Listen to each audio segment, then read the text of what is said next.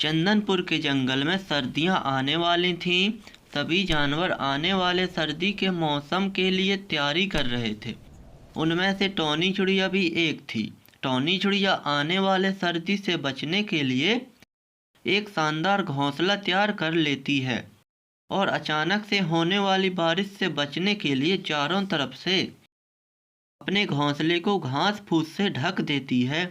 सब कुछ ठीक चल रहा था और एक दिन अचानक ही बिजली खड़कने लगी और देखते ही देखते घनघोर वर्षा होने लगी।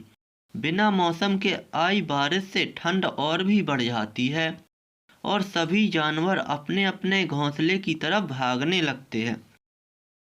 टॉनी चिड़िया भी तेजी से उड़कर अपने घोंसले में आ गई और आराम करने लगी। उसे आए कुछ ही वक्त हुआ था कि एक बंदर खुद को बचाने के लिए उसके पेड़ के पास ही बैठ गया। टॉनी चिड़िया ने बंदर को देखते ही कहा, सुनो बंदर, तुम इतने होशियार बने फिरते हो तो भला ऐसे मौसम से बचने के लिए घर क्यों नहीं बना लेते हो। यह सुनकर बंदर को गुस्सा आया, लेकिन वह चुप ही रहा और पेड़ की आड़ में खुद को बचाने का प्रयास करने लगा।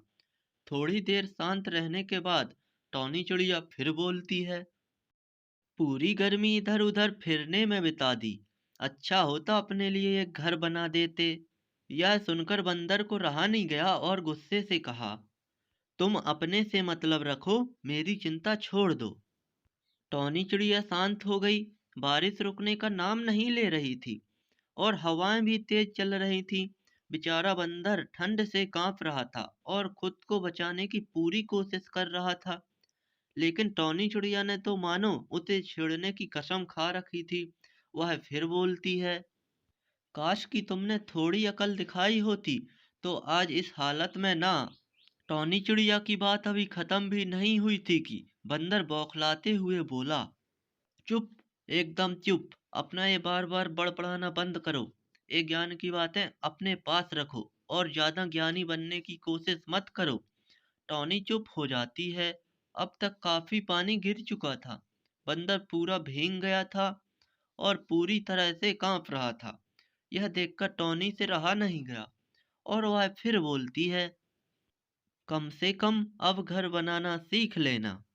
इतना सुनते ही बंदर तुरंत पेड़ पर चढ़ गया और बोलता है, भले ही मैं घर बनाना नहीं जानता, लेकिन मुझे तोड़ना अच्छे से आता है। और वह इतना कहते हुए टॉनी का घोंसला तोड़ देता है। अब टॉनी भी बंदर की तरह बेघर हो चुकी थी और ठंड से कांप रही थी। प्यारे दोस्तों, इसलिए कहा गया है, बिना वजह के किसी को सलाह नहीं दी जाती। दोस्तों, हमारी कहानी कैसी लगी, लाइक कमेंट एंड चैनल को सब्सक्राइब जरूर करें। Thank you.